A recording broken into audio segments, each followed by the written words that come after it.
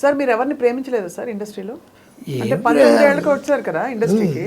అవును, ఉన్నాయి అప్పుడు ఉండింది ఎఫ్ఐఆర్లు. ఒక నేను ఆవిడ వాణి విశ్వనాథ్ గారు పెళ్లి చేసుకుందాం అనుకొని భలే దంపతులు అప్పుడు దీనికి కూడా వెళ్ళిపోయాం. ఏది వాళ్ళ కేరళలో గురువాయూర్ పెళ్లి చేసేసుకుందాం అన్నప్పటికీ 1 ఇయర్గా ఉంటున్నాం, తిరుగుతున్నాం అని. మొదట్లో బాగానే అంత హ్యాపీగా ఉంది. ఈ సినిమా లేడీస్ దగ్గర హ్యాపీ ఏంటంటే డబ్బులు మన జాగ్రత్తగా వాళ్ళని సాటిస్ఫై చేస్తే వాళ్ళకి కావాల్సినట్టు చక్కగా మాట్లాడి ఇలాంటి మాటలు చెప్పి, ఆవిడకి వాళ్ళ నాన్నగారు మంచి కవి, ఆవిడ బాగా మాట్లాడుతుంది. ఆవిడ కూడా గురువాయూరు వెళ్ళిపోయాం పెళ్లి చేసుకుందామని. గుడి తెరవల ఏంటంటే ఆ రోజు సూర్యగ్రహణం. వెనక్కి వచ్చేసాం, గుడి లేదుగా, అందుకని చేసుకోవాలి. అలా ఇంకో 2 అలాంటివి ఉంటే అక్కడ దాకా వెళ్ళి ఇంకా అయిపోయింది అనుకుంటే అవదు. దానికి మీరు ఏమన్నా ఎందుకు అవ్వలేదని ఆలోచించారా? ఆలోచిస్తే ఇన్ని సినిమాలు రాయలేం, అంత ఆలోచిస్తే. తనతో వెళ్ళాం ఆ రోజు. అంటే బాధపడరా అయ్యో కాలేదే అని?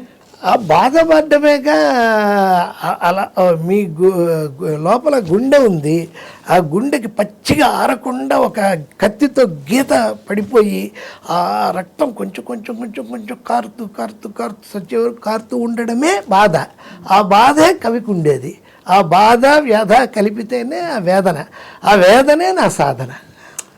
అబ్బబ్బబ్బబ్బబ్బబ్బా, ఎంత గొప్పగా చెప్పారు సార్. ఇప్పుడు ఎలా ఉందంటే మీరు ఇంత నిజాయితీగా పైకి చెప్పడం అన్నది చాలా మందికి ధైర్యం వస్తుంది. జీవితంలో బోల్డ్ జరుగుతుంటాయి కదా సార్, అవన్నీ యాక్సెప్ట్ చేసుకోవడానికి ఒక ధైర్యం కావాలి కదా ప్రతి వాడికి. అది మీరు భలే భలే అందంగా చెప్పారు. సో అయితే పిల్లలు ఇద్దరు సెటిల్ అయిపోయారు. పాప బీటెక్ చేసింది చెన్నైలో ఎస్ఆర్ఎంలో, ఇప్పుడు వర్క్ ఎట్ హోమ్ చేస్తోంది బెంగళూరుకి. బాబుకి మ్యారేజ్ చెయ్యాలి ఇప్పుడు. ఆ ప్రయత్నమే దీర్ఘంగా చెప్తాను. అంతకంటే నేను ఆశించలే. ఎవరితోనో చెప్పుకుంటే, ఇప్పుడు మా గురుగారు సత్యానంద గారు అమెరికా వెళ్తున్నప్పుడు మా వాడిని తీసుకెళ్ళి ఇలా వెళ్తున్నాడు అని చాలా ఆనందపడ్డారు. చాలా గొప్ప పని చేసేవయ్యా, మన సినిమా వాళ్ళంతా అసిస్టెంట్ డైరెక్టర్లుగా వాడిని కెమెరా డిపార్ట్మెంట్లో చేర్పించి చాలా మంది సార్ అంటే స్ట్రగ్లింగ్ స్టేజ్ అలా తయారైపోతారు. ఎందుకు అలాగా? చదువు లేకుండా మనదే అది. మా ఇంట్లో సినిమా ఒక్క షీల్డ్ ఉండదు. మెడ్రాస్లో నాకు ఇంకో ఇల్లుంది, అక్కడే కొన్ని రోజుల నుంచి అక్కడే అన్నీ రాజబాదర్ అని ఉన్నాడు. అక్కడ ఎవడైతే షీల్డ్ తయారు చేశారో వాడికే ఇచ్చేసి ఏవో డబ్బులు వస్తూ తీసేసుకున్నాను. ఒక్క సినిమా వాతావరణం అనేది ఉండదండి, అసలు ఉండదు. ఒకే ఒక ఫోటో ఉంటుంది మా ఇంట్లో. శివాజీ గణేశన్ బంగారు కుటుంబం సినిమాకి నాకు అవార్డు ఇచ్చేది. నాకు ఇష్టం శివాజీ అంటే, అంతే తప్ప సినిమా అనేది లేదండి. ఇది కేవలం మీకు ఒక వృత్తి, ప్రవృత్తి, అన్నీ కూడా అన్నీ ఇదే. ప్రాణం తీసే విషయం అన్నీ సినిమానే. కష్టాలు బాధలు మీరు సినిమా కష్టాలు చూడలేదు, చూసినా వాటిని దులుపుకుపోయారు.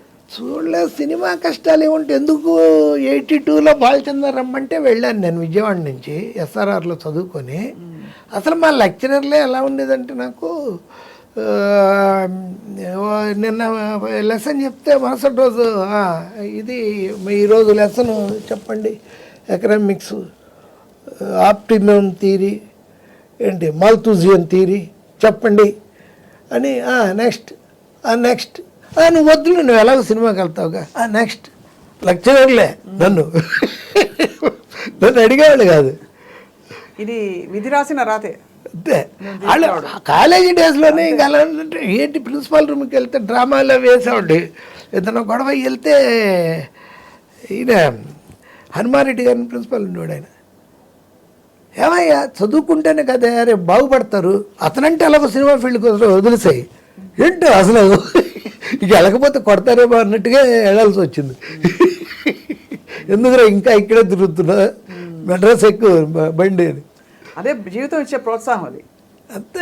చిన్నప్పటి నుంచి ఎప్పుడు మా వాచ్మ్యాన్ కాలేజీలో వాచ్మ్యాన్ అడిగేవాడు నన్ను, ఏదో ఒక ఇంటర్ కాంపిటీషన్స్, బయట వేసే నాటకాలు, ఎప్పుడూ రిహార్సల్స్. రూమ్ నెంబర్ 23 అని ఎస్ఆర్ఎన్సి గారు గవర్నమెంట్ కాలేజీలో విజయవాడలో.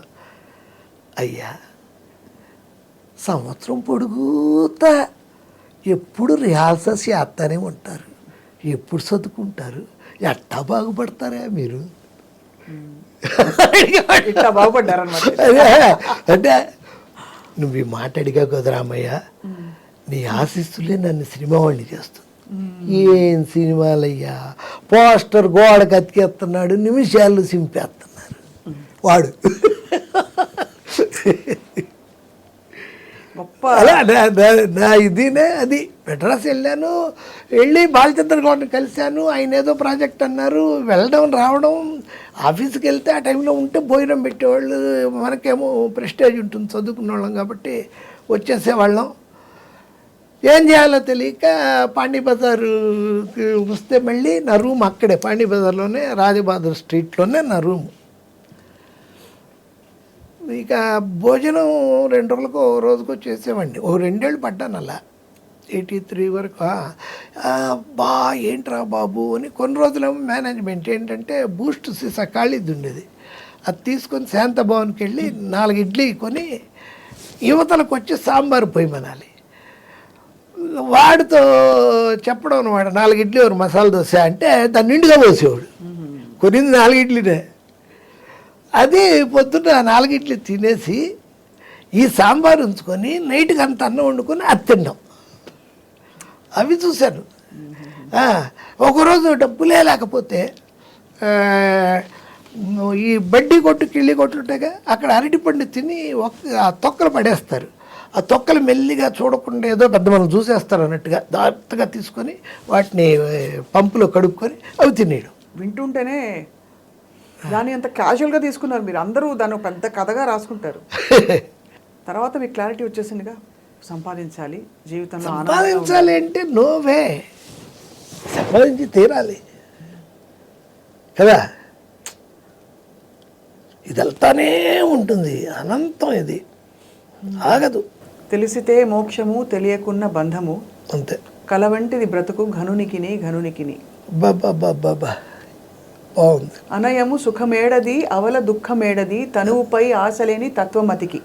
పొనిగితే పాపమేది పుణ్యమేది కర్మమందు, మొనరగ ఫలమొల్లని యోగికిని యోగికిని. సూపర్. నేను మీకు అన్నారు కాబట్టి మీరే సార్. మీరు అన్నారు కాబట్టి నేను చెప్తాను. మన్నెన్నెన్నో కలలు కన్నా నిన్న గూర్చి, మన్నెన్నెన్నో కలలు కన్నా నిన్న గూర్చి, నిన్న నిరాశతో నిట్టూర్చా బాధ నోర్చి. నిన్న నిరాశతో నిట్టూర్చా బాధ నోర్చి, నేడు నిన్నటి కంటే మిన్న నిరాశలో, తలుచుకుంటే హాయగుపించే నిన్నటిలో. నేడు నిన్నటి కంటే మిన్న నిరాశలో, తలుచుకుంటే హాయగుపించే నిన్నటిలో. రేపు కోసం ఎదురు చూసే ఓర్పు నాకుంది, రేపు కోసం ఎదురు చూసే ఓర్పు నాకుంది, రేపు నిన్నైనప్పుడు సుఖము నిట్టూర్పులో ఉంది. బ్రతుకు బాధగా, వ్యధగా, కన్నీటి కథగా, కష్టాల్లో మునిగి లేస్తూ మునిగిపోతున్న సంద్ర గమనంగా, అత్యంత నిరాశగా, అంధకార బంధురంగా, అనుక్షణం చింతగా, అనాథగా సాగుతున్నదెందుకు, తెలియదెందుకు నాకెంత వెదకిన. ఇంత ప్రపంచం ఉంది మీ లోపల, బయటికి మాత్రం అసలు ఎక్కడ అంటే క్షమించాలి కానీ బండగా అన్నీ ఏం లేదు, అంత హాయిగా సంపాదించడమే అని. కానీ ఇంత ప్రపంచం ఉంది సార్ మీరు. చెలియ నిన్ను చూసినంతనే వలపు నాలో నిండుగా, పొంగినది గోదావరి వరదై నీదు ప్రేమకు సాక్షిగా, కన్నులందు కళలు చూచి, పెదవులందు హొయలు చూచి, నడకలందు హొయలు చూచి, ఎదను నీపై ఆశ నుంచి, ఎదురుగా నా మనసు నుంచి ప్రేమించమని యాచించుచున్న, ఆశతో జీవించుచున్న, నీట ముంచిన పాల ముంచిన నీదే భారము సర్వము, వెలుగు అగునో వేదనగునో నాదు జీవిత పర్వము. ఇవన్నీ ఎక్కడ రాశారు సార్ మీరు? అంటే సినిమాలో కదబ్బా, నేను రాసుకున్నది కాలేజ్ డేస్ లో. అయితే సినిమాలో మీరు పాటలు ఎప్పుడు రాయలేదు? అవకాశం రాలేదు. బట్ మన డైలాగ్సే పాటల్లో ఉంటాయి.